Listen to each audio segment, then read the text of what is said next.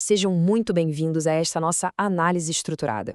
Hoje a gente vai dar um mergulho profundo num verdadeiro fenômeno macrohistórico, algo que simplesmente redefiniu a forma como compreendemos a nossa própria trajetória nesse planeta. Nós vamos dissecar as ideias daquela que é, sem dúvida, uma obra aclamada e bem controversa, Sapiens, uma breve história da humanidade do Yuval Noah Harari. Então se preparem para uma jornada intelectual riquíssima e interdisciplinar. Vamos juntos tentar desvendar as engrenagens mais profundas da civilização humana. Parem para pensar nisso por um segundo. Como é que uma espécie biologicamente tão, digamos, comum, uma espécie que durante milênios não causava mais impacto ecológico do que um gorila ou um elefante, de repente se tornou a força dominante e incontestável de todo o planeta? É exatamente esse paradigma gigante, esse mistério central da nossa evolução, que o material original tenta solucionar. E para a gente não se perder no meio de tanta história e garantir uma investigação rigorosa, o nosso roteiro de hoje é super direto. A gente vai passar pelo fenômeno Sapiens, depois a revolução cognitiva, a chamada armadilha agrícola, a unificação e a ciência moderna.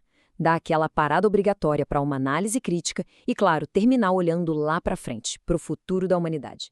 Bom, começando pela parte 1, o fenômeno Sapiens. Mas olha, antes de mergulhar na tese em si, a gente precisa entender quem é o autor, né? O Yuval Noah Harari se formou na prestigiada Universidade Hebraica de Jerusalém e fez doutorado lá em Oxford. Mas o detalhe fascinante da carreira dele é justamente a virada de chave. Ele começou como um especialista focado em história militar e medieval e, de repente, se transformou num verdadeiro macro-historiador global. Ele tem essa capacidade meio rara de colocar história, biologia, antropologia e economia juntas numa narrativa única. E para vocês terem uma ideia da ambição da coisa, dá só uma olhada nessa linha do tempo macrohistórica. Tudo começa com a física, bilhões de anos atrás, mas a nossa história, humana propriamente dita, é um evento que acabou de acontecer. E por que demorou tanto? Bom, do ponto de vista biológico, os nossos cérebros grandalhões são verdadeiros ralos de energia. Só para colocar em perspectiva, eles pesam cerca de 2% do nosso corpo, mas sugam 25% de toda a nossa energia quando a gente está em repouso. É muita coisa. Então a humanidade precisou literalmente dominar o fogo e começar a cozinhar os alimentos para conseguir sustentar essa rede neural toda. Foi aí que o terreno ficou pronto para a história realmente começar. O que nos leva ao ponto 2, a revolução cognitiva. Esse é considerado o primeiro e talvez o mais importante ponto de virada evolutivo.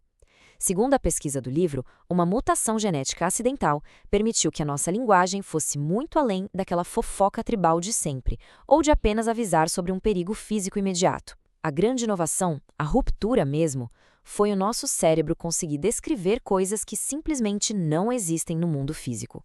E aí que entra um conceito fundamental, a realidade intersubjetiva. Esse é o pilar, a peça-chave de toda a tese do Harari sobre o nosso domínio no planeta. É uma dimensão de existência construída inteiramente sobre ficções compartilhadas e mitos coletivos. E, gente, é justamente essa genialidade cognitiva que torna possível algo inédito na natureza: a cooperação flexível e em larguíssima escala entre milhares ou até milhões de completos estranhos. Para ficar mais claro, pensem na diferença brutal entre essas duas realidades. De um lado, a realidade objetiva, coisas que existem independentemente da nossa crença, tipo os rios, as árvores, a biologia. Do outro lado, a realidade intersubjetiva, as estruturas inventadas pela mente humana. Pega uma montadora de carros, por exemplo, a Peugeot. Se um desastre destruísse hoje todas as suas fábricas e funcionários, a entidade jurídica Peugeot continuaria existindo de forma intacta no papel, certo? É a mesma lógica que operava o antigo Código de Hammurabi ou as nossas declarações de direitos humanos modernas. São ordens imaginadas, ficções, mas que têm um poder material assustador para controlar o mundo de verdade. Certo, agora a gente entra na parte 3, a armadilha agrícola. E preparem-se, porque é aqui que o material apresenta aquele que é, de longe, o argumento mais contraintuitivo sobre a nossa passagem da vida de caçador-coletor para o sedentarismo rural. A obra solta logo de cara essa afirmação super provocativa e incisiva.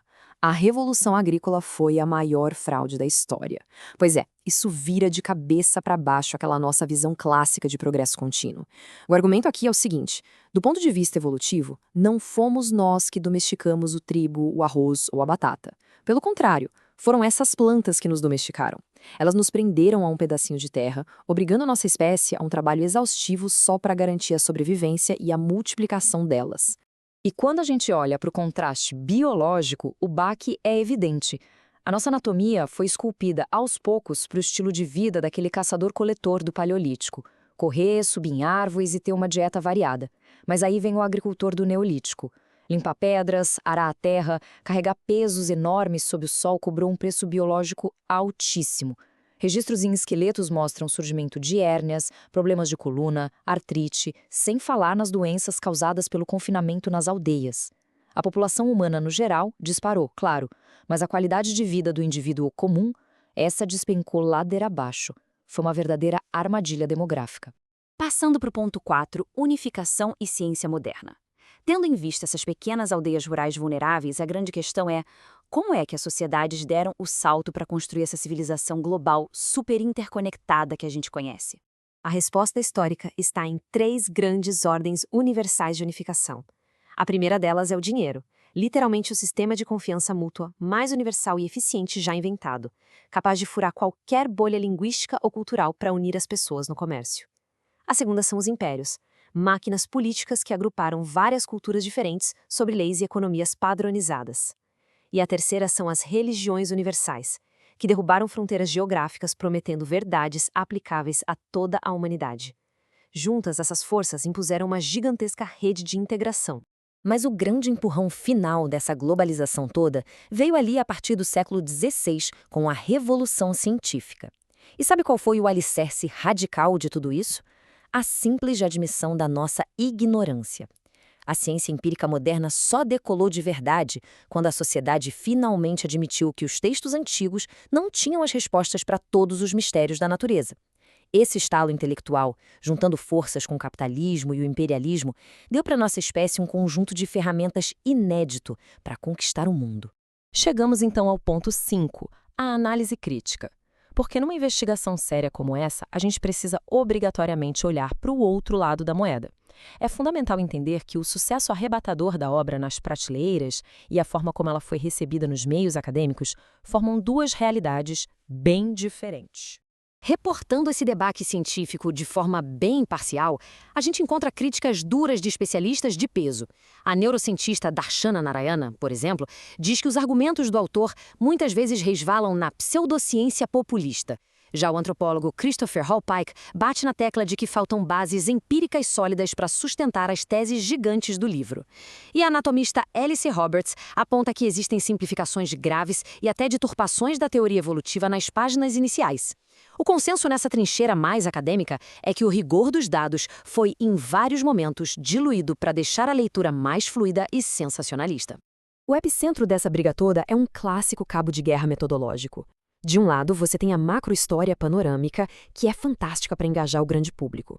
Do outro, a microanálise hiperespecializada dos acadêmicos tradicionais.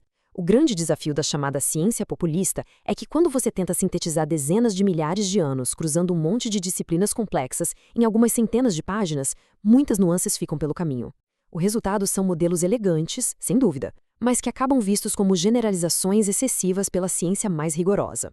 E finalmente entramos no ponto 6, o futuro da humanidade, a era pós-biológica. Depois de dissecar toda a nossa trajetória, a grande pergunta é: para onde os desdobramentos da revolução científica estão empurrando a gente? O que a gente vê hoje no avanço tecnológico mostra as implicações quase assustadoras de estarmos quebrando as barreiras da biologia natural. Pela primeira vez em 4 bilhões de anos de vida na Terra, as regras lentas da seleção natural estão sendo subvertidas pelo design inteligente humano. Nós estamos falando de edição genética avançada, de inteligência artificial de ponta e do caminho aberto para a vida inorgânica. A rota apontada não sugere apenas uma melhoria na nossa vida, mas sim uma passagem histórica para uma existência literalmente pós-biológica. E isso nos traz a um conceito fascinante para fechar as ideias. Muitos sociólogos apontam para a própria função desse livro na nossa sociedade contemporânea, o mito moderno. No mundo tão fragmentado e cheio de hiperespecializações, a obra acaba entregando uma grande narrativa secular muito eficiente. Chega a ser irônico que o próprio Sapiens se comporte hoje como uma das realidades intersubjetivas que ele mesmo descreve. O livro se tornou um mito unificador novinho em folha, criado para ajudar líderes e pessoas comuns a encontrarem algum sentido e coesão diante desse futuro tecnológico iminente. Para encerrar a nossa investigação, fica aqui uma inquietação filosófica crucial. Será mesmo que a tecnologia vai acabar tornando o modelo biológico atual do Homo sapiens obsoleto, marcando o início de uma civilização totalmente nova?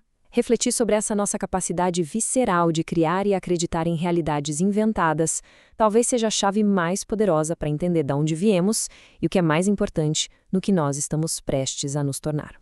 Muito obrigado por acompanharem mais essa análise profunda com a gente.